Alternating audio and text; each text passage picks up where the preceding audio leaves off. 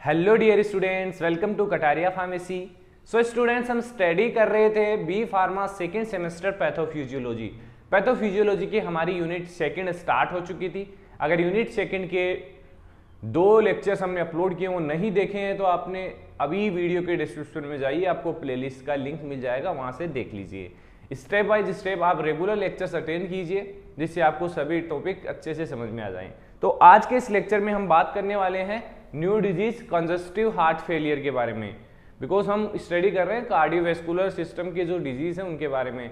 तो फर्स्ट हमने स्टडी किया था general introduction of cardiovascular system, second हमने देखा था हाइपरटेंशन, और आज हमारा है congestive heart failure. Congestive heart failure के बारे में आज के इस लेक्चर में हम डिटेल स्टडी करने वाले हैं, देखेंगे इसके कोज, सिम्टम्स, ट्रीटमेंट। तो वीडियो में एंड तक बने रहना। अगर आप चैनल पे न्यू हैं तो चैनल को सब्सक्राइब जरूर करें और अपने दोस्तों तक जरूर शेयर कर दें। तो स्टार्ट करते हैं। कंजस्टिव हार्ट फेलियर, सबसे पहले इसकी डेफिनेशन जान लेते हैं। तो बेसिकली इसमें क्या होता है कि जो हार्ट होता है उसकी जो पंपिंग पावर होती है, ब्लड को पंप करने की जो पावर होती है वो कम हो जाती है। अब इसके डिफरेंट कोजेज हो सकते हैं, जो भी हार्ट डिजीज हैं वो सभी इसके कोज होंगे। तो सबसे पहले डेफिनेशन देखिए, कंजस्टिव हार्ट फेलियर, इसको शॉर्ट में हम CHF भी बोलेंगे। तो CHF जहां भी आ जाए आप कंफ्यूज मत होना, कंजस्टिव हार्ट फेलियर होगा। Is a chronic progressive condition that affect the pumping power of your heart muscles. Heart muscles की पंपिंग पावर्स को अफेक्ट करता है, पंपिंग पावर कम हो जाती है जिससे हार्ट प्रॉपर्ली पंप नहीं कर पाता है ब्लड का। तो इसके कारण डिफरेंट डिजीज देखने को मिलती है। हार्ट फेलियर हो सकता है, हार्ट अटैक आ सकता है, स्ट्रोक हो सकता है, कुछ भी हो सकता है। बात करेंगे कोजेज की। तो कंजस्टिव हार्ट फेलियर का सबसे पहला कोज है coronary artery disease. Coronary artery disease में क्या हो सकता है, narrow artery reduce blood flow to heart, कि अगर आर्टरीज में कोई प्रॉब्लम आई है, उसकी साइज डिक्रीज हुई है, उसका कॉन्स्ट्रिक्शन हुआ है, तो क्या होगा, ब्लड फ्लो रिड्यूस होगा हार्ट तक। तो ब्लड नहीं जाएगा हार्ट में, तो आप समझ सकते हैं ना क्या हो सकता है। High blood pressure, high blood pressure भी एक कोज है CHF का। This can cause the heart to work hard. Blood pressure बढ़ेगा तो वर्क लोड बढ़ेगा किसका, हार्ट का, तो वो हार्डर काम करेगा और प्रॉपर्ली फंक्शंस नहीं कर पाएगा। कार्डियोमायोपैथी, कार्डियोमायोपैथी में क्या होता है, जो हार्ट की मसल्स होती हैं वो डैमेज हो जाती हैं, किसके कारण, डिफरेंट कोजेस हो सकते हैं, ड्रग, एल्कोहलिज्म या कोई इन्फेक्शन हो गया उसके कारण हार्ट मसल्स हैं वो डैमेज हो जाएगी, इसको बोलते हैं हम cardiomyopathy.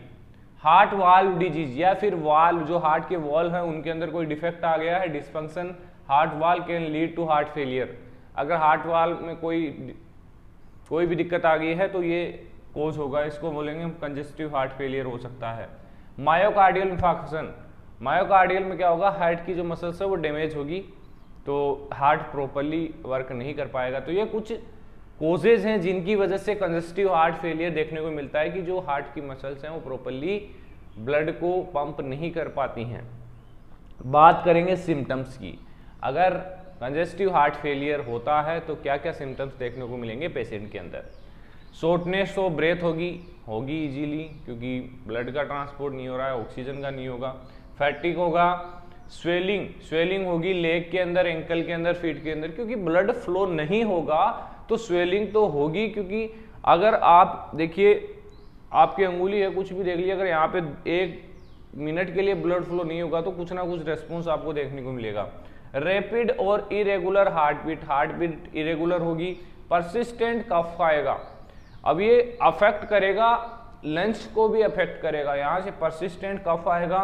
Increase need to urinate at night, night के टाइम यूरिनेट करने की नीड बढ़ेगी। Sudden weight gain from fluid retention, weight gain होगा क्योंकि जो लिक्विड है, फ्लूइड है, उसका रिटेंशन बढ़ेगा तो सडन वेट गेन होगा। Lake of appetite and nausea, भूख नहीं लगेगी, नोजिया होगा। नोजिया आप सभी जानते होंगे कि फीलिंग ऑफ वोमिटिंग, मतलब वोमिटिंग जैसा फील होना ही उसको हम बोलते हैं नोजिया। तो ये हो गए symptoms of CHF, congestive heart failure. अब बात करते हैं कि इसको डायग्नोस कैसे कर सकते हैं। तो डिफरेंट मेथड्स दिए गए हैं जिनसे इसको डायग्नोस किया जा सकता है। फर्स्ट है फिजिकल एग्जाम। फिजिकल एग्जाम में क्या चेकिंग करेंगे, checking of fluid in the lungs, swelling and other science. जैसे कि लेंस और स्वेलिंग चेक करेंगे, या फिर और कोई अदर साइन आपको दिख रहा है तो वो चेक करेंगे फिजिकल एग्जाम में। सेकंड है ब्लड टेस्ट। ब्लड टेस्ट में क्या चेक करेंगे, check for marker of heart failure.